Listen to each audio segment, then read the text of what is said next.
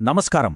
ఆంధ్రప్రదేశ్ రాజకీయాల్లో కొన్నిసార్లు సంఖ్యలు మాట్లాడతాయి, కానీ కొన్నిసార్లు ప్రజల తీర్పు ఒక నిశ్శబ్ద విప్లవంలా వస్తుంది. అలాంటిదే 2024 ప్రతిపాడు ఎన్నికల ఫలితం. ఇది కేవలం ఒక ఓటమి కాదు, ఇది ప్రజలు చాలా స్పష్టంగా, గట్టిగా ఇచ్చిన సందేశం. అసలు ప్రతిపాడులో ఏం జరిగింది? ఆ సంఖ్యల వెనక ఉన్న అసలైన కథేంటి? ఈ విశ్లేషణలో లోతుగా పరిశీలిద్దాం. మనం మాట్లాడుకుంటున్నది కాకినాడ జిల్లాలోని ప్రతిపాడు నియోజకవర్గం గురించి. ఇది 100% వ్యవసాయాధారిత ప్రాంతం.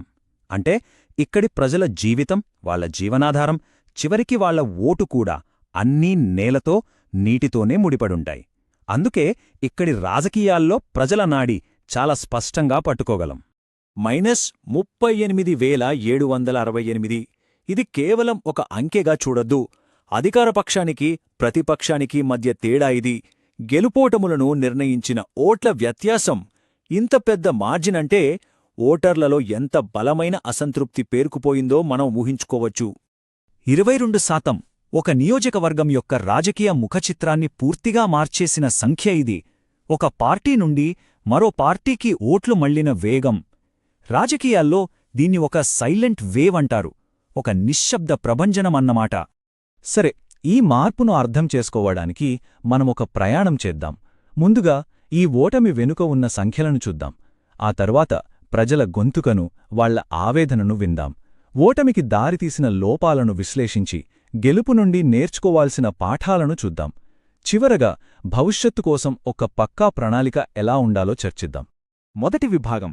ఇక్కడ మనం ఎలాంటి ఊహాగానాలకు పోకుండా కేవలం వాస్తవాలు, కేవలం సంఖ్యల గురించే మాట్లాడుకుందాం. ఇక్కడ చూడండి, 2019లో వైఎస్సార్సీపీకి దాదాపు 47% ఓట్లొచ్చాయి. కాని 5 ఏళ్లు గడిచేసరికి 2024లో అది 36%కి పడిపోయింది. అదే సమయంలో టీడీపీ ఓట్ల శాతం 44 నుండి ఏకంగా 58%కి పెరిగింది.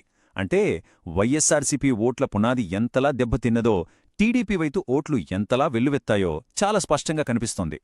వైఎస్సార్సీపీ ఓట్ల వాటాలో ఈ 10%కి పైగా పతనం దేనికి సంకేతం?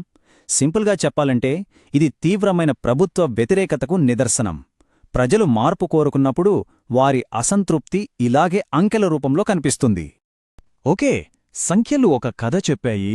ఇప్పుడు ఆ సంఖ్యల వెనుకు ఉన్న అసలైన గొంతును విందాం. ప్రతిపాడు ప్రజలు, ఓటర్లు అసలు ఏం కోరుకున్నారు? వారి సమస్యలేంటి?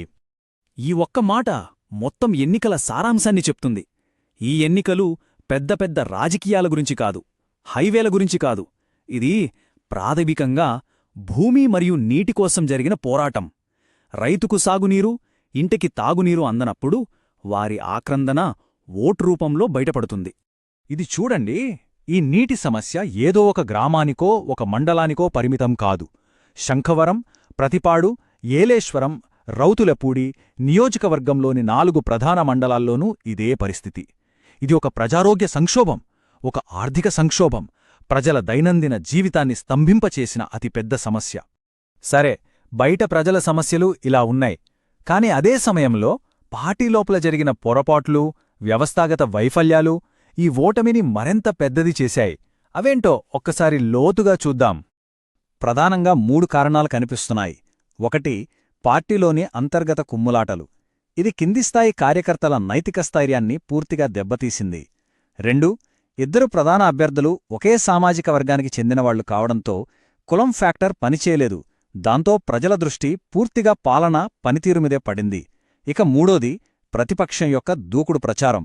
చూశారా, సొంత ఇల్లు సరిగ్గా లేనప్పుడు బయటి గాలివానకు తట్టుకోవడం చాలా కష్టం. ఇక్కడ ప్రచార వ్యూహాల్లోని తేడాను కూడా మనం గమనించాలి.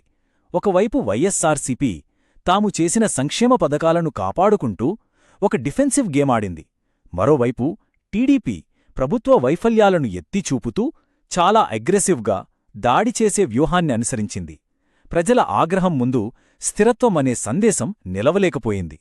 ప్రతిపాడులో పరిస్థితి ఇది. మరి గెలిచిన నియోజకవర్గాల్లో విజయానికి దోహదపడిన అంశాలేంటి? అక్కడి గెలుపు వ్యూహాల నుండి మనమేం నేర్చుకోవచ్చో ఇప్పుడు క్లుప్తంగా చూద్దాం. విజయాలు ఎప్పుడూ గాలివాటంగా రావు. అవి ఖచ్చితమైన ప్రణాళికతో వస్తాయి.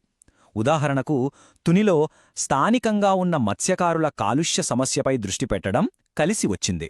అంటే ప్రజల గుండెకు దగ్గరగా ఉన్న సమస్యలను గుర్తించి వాటి పరిష్కారంపై పనిచెయ్యాలి.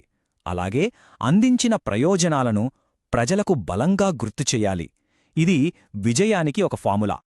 గతాన్ని విశ్లేషించడం ఒక ఎత్తు, కాని ఆ విశ్లేషణ నుండి భవిష్యత్తుకు ఒక మార్గాన్ని నిర్మించడం మరో ఎత్తు. ఇప్పుడు 2029ని లక్ష్యంగా చేసుకుని ప్రతిపాడులో తిరిగి గెలవడానికి ఒక ఆచరణాత్మక బ్లూప్రింట్ ఎలా ఉండాలో చూద్దాం. ప్రజావిశ్వాసాన్ని తిరిగి పొందాలంటే ఇక్కడొక 5 అంచెల వ్యూహం అవసరం. ముందుగా సరైన అభ్యర్థిని ఎంపిక చేసుకోవడం. రెండవది, ఏమాత్రం ఆలస్యం చేయకుండా నీటి సమస్యలాంటి ప్రధాన సమస్యల పరిష్కారంపై దృష్టి పెట్టడం. తర్వాత నిరంతరం ప్రజల్లో ఉంటూ వారి సమస్యలను పరిష్కరిస్తూ కొత్త సామాజిక పొత్తులను నిర్మించుకోవాలి. ఈ మొత్తం బ్లూప్రింట్లో అత్యంత ముఖ్యమైన మొదటి ప్రాధాన్యత ఇదే: నీటిపారుదల వ్యవస్థను పునరుద్ధరించడం, గోదావరి కాలువలకు మరమ్మతులు చేయడం. ఓటర్ల ప్రధాన ఆవేదనకు మనమివ్వగలిగే ఏకైక సరైన సమాధానమిదే. ఇక రెండవ ప్రాధాన్యత ప్రతి ఇంటికి సురక్షితమైన తాగునీరు. మిషన్ భగీరథ లాంటి పథకాల ద్వారా ప్రతి గ్రామంలో ప్రతి కుటుంబం యొక్క ఈ ప్రాథమిక అవసరాన్ని యుద్ధ ప్రాతిపదికన తీర్చటం అత్యవసరం. చివరగా ఈ విశ్లేషణంతా మనల్ని ఒకే ఒక ముఖ్యమైన సూత్రం దగ్గరికి తీసుకువస్తుంది. అదేంటంటే డేటా ఆధారిత వ్యూహం. ఎన్నికలంటే కేవలం ప్రచారాలు, సభలు కాదు. చూడండి, ఇక్కడ వ్యూహాత్మక నిర్ణయాలు, కార్యాచరణ నిర్ణయాలు అని 2 రకాలు ఉంటాయి. అభ్యర్థిని మార్చడం, నీటి ప్రాజెక్టులు చేపట్టడం అనేవి వ్యూహాత్మక నిర్ణయాలు. అవి దీర్ఘకాలిక ప్రభావం చూపిస్తాయి. అదే ఇంటింటి ప్రచారం, క్యాడర్ శిక్షణ అనేవి కార్యాచరణ. ఇవి క్షేత్రస్థాయిలో బలాన్ని పెంచుతాయి. విజయం సాధించాలంటే ఈ రెండింటి మధ్య సరైన సమన్వయం ఉండాలి. ఈ విశ్లేషణ నుండి మనం నేర్చుకోవాల్సిన కేంద్ర పాఠం ఇదే: ఒక పార్టీకి బలమైన పునాది, ఓటు బ్యాంకు ఉండొచ్చు, కానీ దాన్ని తేలికగా తీసుకోకూడదు. ఆ పునాదిని నిరంతరం ఉత్తేజపరుస్తూ వారి ఆకాంక్షలకు అనుగుణంగా నడుచుకోవాలి. లేకపోతే భారీ మూల్యం చెల్లించుకోక తప్పదు. ఇప్పుడు ఒక ప్రశ్నతో ఈ విశ్లేషణను ముగిద్దాం. ఓటర్ల అసంతృప్తికి మూల కారణాలను పరిష్కరించి డేటా ఆధారిత వ్యూహంతో 5 ఏళ్లపాటు నిబద్ధతతో పనిచేస్తే 22% వంటి భారీ లోటును పూడ్చడం సాధ్యమేనా? రాజకీయ పునరాగమనానికి ఉన్న అసలైన సవాలు, అవకాశం రెండూ ఇదే. దీని గురించి ఆలోచించండి.